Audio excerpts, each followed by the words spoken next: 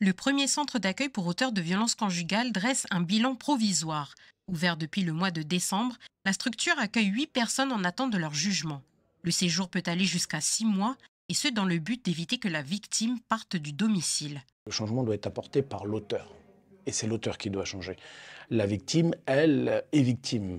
Voilà, on ne doit pas la victimiser encore en la déplaçant, elle et les enfants, parce que l'auteur va rester à son domicile dans le foyer et madame va être obligée de partir avec ses enfants. Elle va le subir encore comme un bouleversement avec l'ensemble des contraintes que cela va entraîner.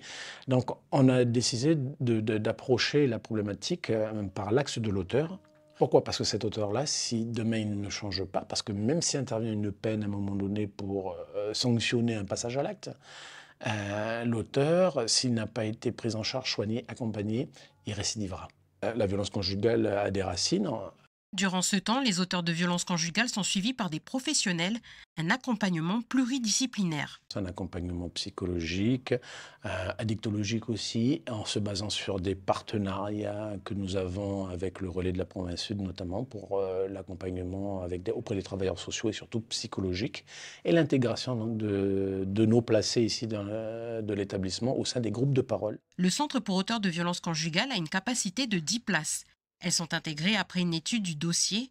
L'accueil est principalement proposé aux personnes qui travaillent. Les placés, donc ces personnes en contrôle judiciaire, continuent à subvenir aux besoins du foyer où réside la victime, qu'elle n'a pas le droit d'approcher.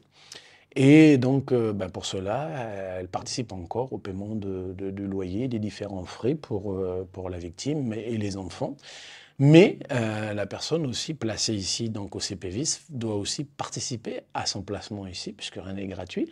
Pour nous, c'est une forme de responsabilisation aussi des auteurs de violences. La structure a ouvert ses portes au mois de décembre et le bilan provisoire est déjà positif pour les 8 personnes accueillies. Et les personnes placées ont pris conscience que c'est une chance qui leur est donnée, parce que si le CPVIS n'existait pas et qu'elle n'avait pas de solution d'hébergement, il n'y aurait pas eu de mesures judiciaires possibles.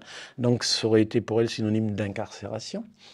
Et comme je vous expliquais tout à l'heure, pour une personne en situation de travail et autres et tout, qui dit incarcération dit que forcément perte de l'emploi et précarisation des personnes.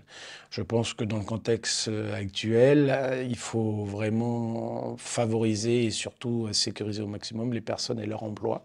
Des dispositifs similaires ont été ouverts en France. Le constat est le suivant, ils sont des bons outils pour lutter efficacement contre la récidive.